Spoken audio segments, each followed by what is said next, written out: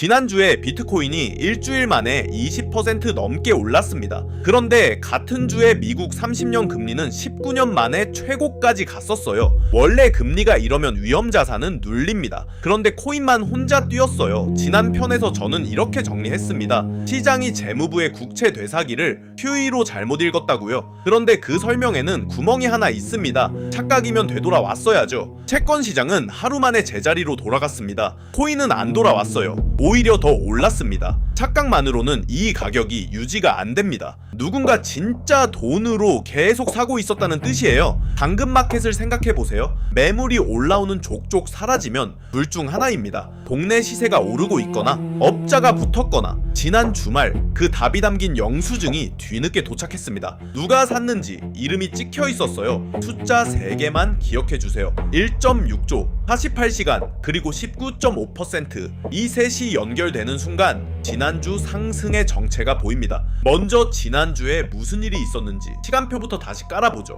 바로 그 시간표의 시작은 지난주 수요일입니다. 그날 하루에 3가지가 겹쳤어요. 첫째, 미국 재무부가 장기국채 되사기를 2배로 키웠습니다. 지난 2편에서 다뤘던 그 바이백이에요. 둘째, 같은 날 백악관에 사람들이 모였습니다. 누가 모였냐면요, 코인베이스, 크라켄, 리플, 로빈후드의 대표들, 그리고 SEC 의장과 CFTC 의장까지 코인판의 선수들과 심판들이 한 방에 앉은 겁니다. 트럼프 대통령은 그 자리에서 의회에 요구했어요. 클래리티 법안을 통과시켜 달라고요. 1년 넘게 막혀있던 코인 시장의 규칙 법안입니다. 셋째, 그날 밤 코인 선물판에서 숏이 역대 최대로 터졌습니다. 하락에 걸었던 돈이 강제로 코인을 되사면서 물을 붙였죠. 여기까지가 뉴스에 나온 공식 설명입니다. 정부 호재가 겹쳤고 숏이 터졌고 그래서 올랐다. 깔끔해 보이죠. 그런데 이 설명은 이틀 만에 금이 갔습니다. 채권 시장이 판정을 내렸거든요. 바이백으로 내려갔던 장기금리가 도로 올라왔습니다. 지금 30년 금리는 발표 전보다 오히려 높아요.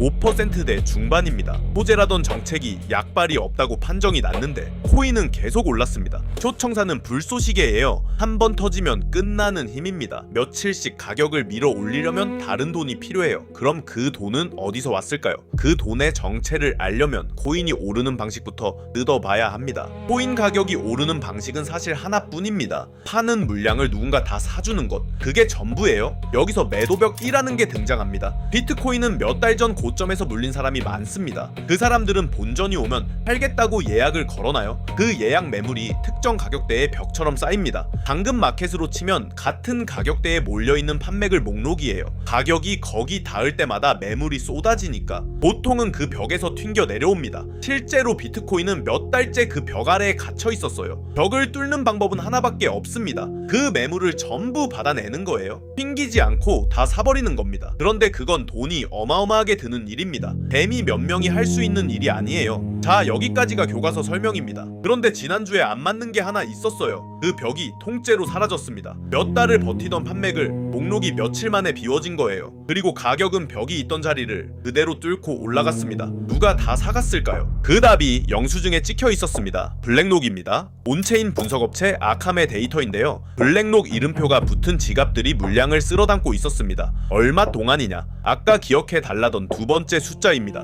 48시간, 단 이틀 동안 비트코인 1만 1,000개, 이더리움 13만 2,000개, 합치면 약 11억 달러 어치입니다. 우리 돈으로 아까 그 첫 번째 숫자 약 1.6조 원이에요. 이틀 만에요. 여기서 하나는 정확히 해야 합니다. 블랙록이 회사 돈으로 지른 게 아닙니다. 이 돈의 진짜 주인은 ETF에 돈을 넣은 투자자들이에요. 투자자가 비트코인 ETF를 사면 블랙록은 그만큼 진짜 코인을 사서 금고에 넣어야 합니다. 그 금고 통로가 코인베이스 프라임이라는 기관 전용 창구고요. 그러니까 온체인에 찍힌 저 매수는 기관과 큰손들의 돈이 ITF로 밀려들었다는 증거입니다. 실제로 유입장부를 보면요, 비트코인 현물 ETF에 5일 연속으로 돈이 들어왔습니다. 합쳐서 16억 달러가 넘어요. 지난 편에서 이 유입이 하루짜리인지 보자고 했는데 하루짜리가 아니었습니다. 이 돈이 몇 달 묵은 매도벽을 받아낸 걸로 읽힙니다. 가격이 이상하게 오른 게 아니었어요. 수급의 정체를 시장이 늦게 안 것뿐입니다. 당근마켓 매물을 쓸어간 업자가 있었던 거예요. 그런데 여기서 진짜 질문은 따로 있습니다. 이 큰 돈은 왜 하필 지금 이렇게 이렇게 담대해졌을까요? 금리도 안 내려왔는데요. 저는 그 답이 지난주 수요일에 다른 두 장면에 있다고 봅니다. 같은 날 바이백을 키운 재무장관, 같은 날 코인 법안을 민 대통령. 먼저 재무장관 베센트가 어떤 사람인지 보세요. 넥타이 맨 공무원처럼 보이지만 원래 시장에서 싸우던 사람입니다. 1992년 소로스가 영란은행을 무너뜨리고 10억 달러를 번 그 판, 베센트는 그 팀에 있었습니다. 2013년에는 엔화 하락에 베팅해서 큰 돈을 벌었고요. 나라의 통화와 금리로 싸우는 법을 아는 사람이 지금 미국의 돈줄을 쥐고 있는 겁니다. 그 사람이 왜 국채 되사기를 2배로 키웠을까요? 미국의 빚 때문입니다. 미국 부채는 지금 40조 달러 돌파를 눈앞에 두고 있습니다. 우리 돈으로 약 5경 5천조 원, 하루에 126억 달러씩 늘고 있어요. 빚이 많은 것보다 무서운 건 계속 새로 빌려야 한다는 겁니다. 그런데 사줄 큰손들의 사정이 예전 같지 않아요. 최대 보유국 일본은 지금 자기 통화 지키기도 벅찹니다. 지난달 말엔 10여 년 만에 미국과 손잡고 엔화 방어 개입까지 했어요. 그 개입 자금을 대려고 미국채를 팔았다는 정황도 있습니다. 정황 단계지만 미국 입장에선 등골이 서늘한 얘기죠. 그래서 재무부는 긴 빚을 짧은 빚으로 갈아 끼우고 있고 그 짧은 빚을 받아줄 새 손님으로 스테이블 코인이 서 있습니다. 지난 편에서 다뤘죠. 미국 국채 보유 17위에 나라가 아니라 회사가 끼어 있다고요. 그 손님이 커지려면 코인판 전체가 제도권으로 들어와야 합니다. 그래서 클래리티가 다시 테이블에 올라온 겁니다. 재무장관은 국채의 구조를 만지고 대통령은 코인의 길을 엽니다. 두 사람이 짰을까요? 저는 짰다고 단정하지 않습니다. 그럴 필요도 없어요. 미국의 빚이라는 관점 하나로 연결하면 두 사람의 이해관계가 저절로 맞아떨어지거든요. 저는 이걸 이렇게 보고 있습니다. 코인 시장을 키워주는 게 아니라 달러와 미국채의 영토를 코인판까지 넓히는 과정이라고요. 어디까지나 제 해석입니다. 그런데 이 구조 이야기와 지난주 상승은 시계가 다릅니다. 그러니까 하나는 며칠짜리 시계, 하나는 몇 년짜리 시계예요. 이 둘을 섞으면 판단이 꼬입니다. 당근마켓으로 다시 갈게요. 지난주 상승은 업자가 오늘 매물을 쓸어간 것입니다. ETF로 들어온 돈이 매도벽을 먹어치운 며칠짜리 사건이에요. 미국의 빚과 제도화는 동네의 재개발 계획이 잡힌 것입니다.